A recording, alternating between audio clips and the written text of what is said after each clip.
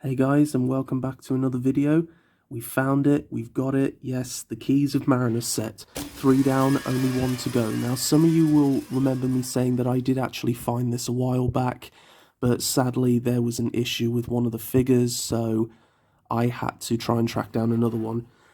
Now you're probably wondering what was the issue. It was an issue with Ian Chesterton. So, because I know you guys are going to want to know, you'll probably be nagging at me in the comments. I will show you, so... Here's the faulty one. Here's the proper one. Now, initially, you're probably thinking, what's the difference? Well, it's quite difficult to see that far away. So, can you see the difference now? No? Okay. How about now? Yeah. You guys see that? See his nose? His Voldemort nose? I'll just put him face to face with... Yeah, do you guys see the problem now? Looks very noticeable, doesn't it? From the front, not so much. Although a little bit now that I've actually got a normal one. But when you put them... Yeah, you really can notice that. I actually think his head is slightly smaller as well. Almost like it's been squished. His face just doesn't look... His face has been squished. Like the details haven't come through properly. Yeah, I just wasn't willing to tolerate this, you know, because I've wanted Ian Chesterton as a figure for such a long time. So when I realised that he looked like this... I was very, very annoyed. So I just had to try and track down another one. So yeah, I don't really know what to do with him. I could sell him as an Ian Chesterton broken nose variant after getting in a punch-up with one of the Vords. No, I won't.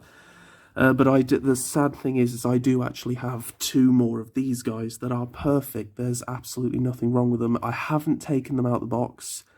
So if any of you guys would be interested, then let me know and maybe we can work something out on eBay.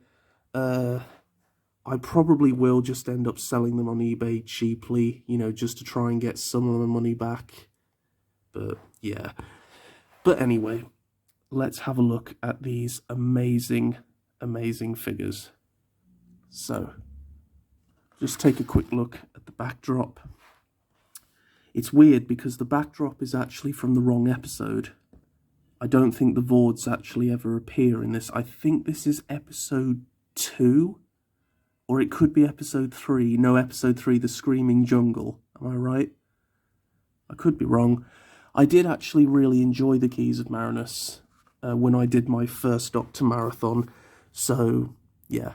Well, the first half was a bit rubbish. In fact, The Screaming Jungle is my least favourite episode, but the second half really picked up and I really liked it. So, yeah. First of all, we'll take a look at the Vords. So, I think this is great because, as most of you probably know, the 60s mostly just consists of entirely Daleks. And the occasional Cyberman here and there, a Roboman figure if you were lucky enough to get that set, and a Mechanoid figure if you were lucky enough to get that set, like I was. But we don't really have much variety in the 60s. So I think this is great, having Sensorites and then, of course, having these guys. And I think they look very, very cool, actually. Now, I'm not going to lie, I did not realise that these were aliens. I thought they were just people wearing these kind of strange diving outfits.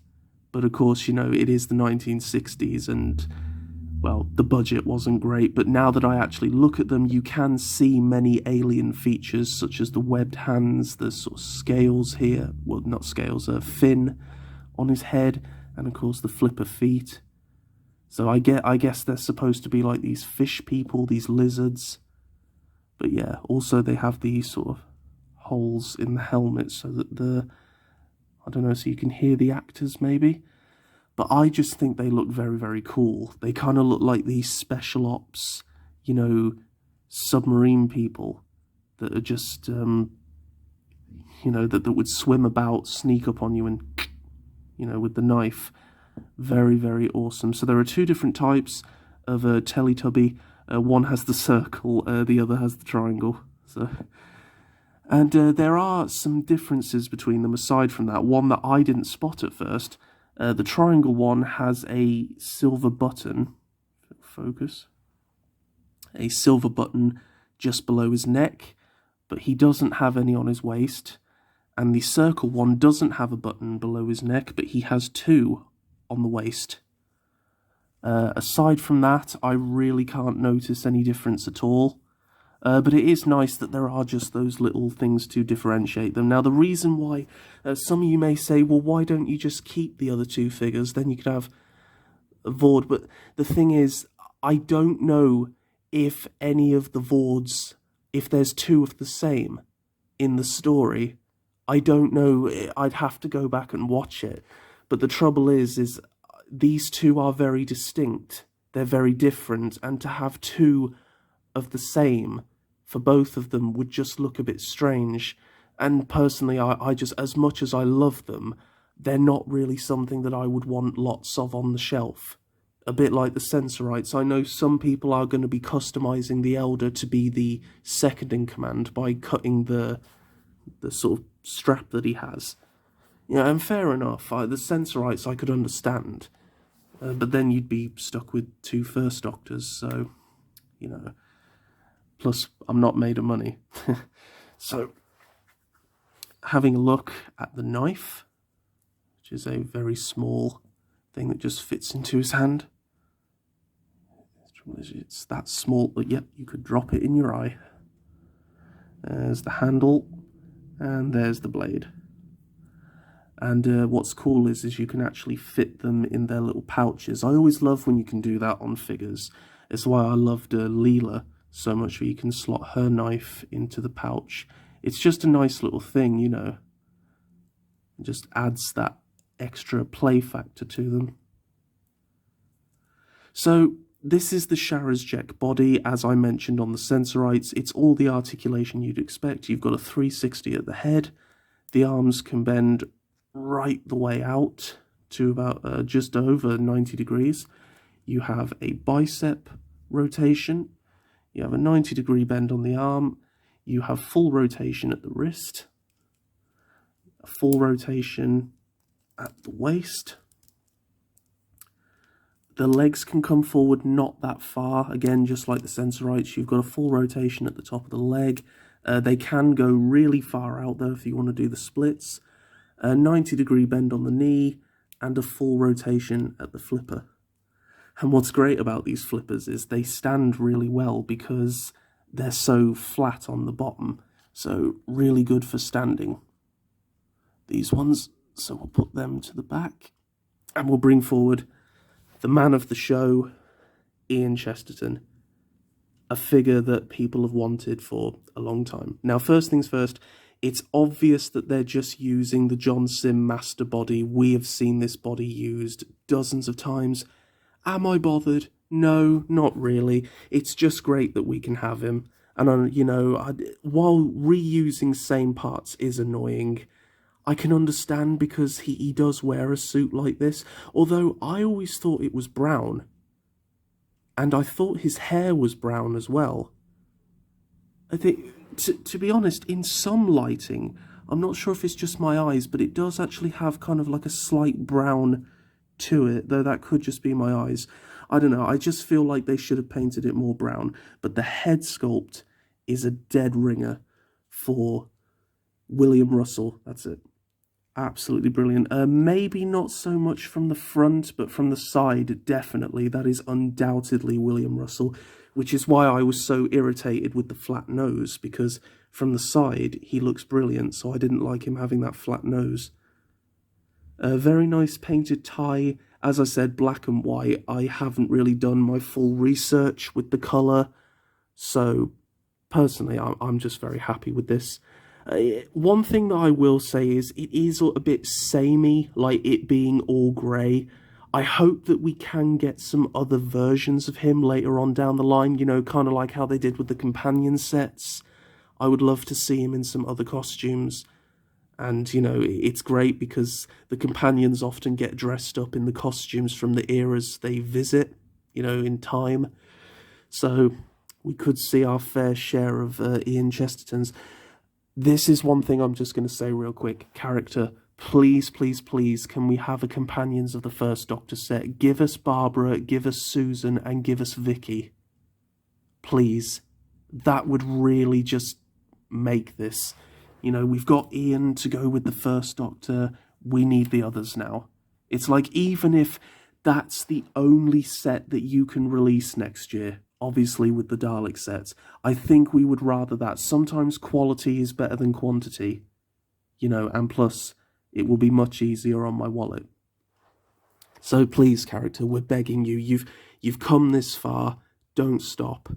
So basic articulation for this figure. The head can turn slightly, but I'm not going to force it because I don't want to scratch it. You've got a full rotation at the shoulder, full 360 at the bicep, 90-degree bend on the shoulder, rotation at the hand, waist rotation. Legs can come forward but are hindered by the PVC jacket, bend at the knee, and no articulation at the feet because this is an older figure. Also, he's wearing a ring. Whether that's true or that's just part of the sculpt they used, I don't know, but it doesn't matter. It's got nice details of buttons, and the tie, very nice colours actually. You've got all those details of the jacket and the creases and all that, really good. As I said, it's a great body and it suits the figure really well. I mean, if I was doing a custom of Ian Chesterton, that's the body that I would use anyway. So character have just saved us the trouble, really. So great set, and really nice to throw the First Doctor in there as well, even if his trousers are wrong, but there you go. So yeah, if anybody's interested in this Voldemort Ian, please let me know, because I don't know what I'll do with him. So that's it for this review, guys. I hope you've enjoyed it. Please sure to like, share, subscribe. Let me know down in the comments below, have you been able to come across this set? Because, you know, some people have come across the sets and some people have come across others, you know, that others haven't. I only have the Day of the Daleks set to go. My uncle searched 6 B&Ms yesterday, and the closest he got was one of the big ones where they said they did have them, but they're all gone. So whether it was scalpers or whether people were just like, yes, we found them, who knows, but I want them so bad, the Day of the Daleks set. I love the gunmetal grey. It just really sucks at this point. But I'm grateful that I've at least been able to get the brand new figures that we've never seen before. So, yeah, absolutely fantastic set, guys. I really hope you can track it down. You won't regret it. It's a great addition to the collection, especially if you're a fan of the 60s era like I am. So, as I said, like, share, subscribe. I hope you're safe and happy wherever you are in the world, guys. And I will see you in the next video. Bye-bye.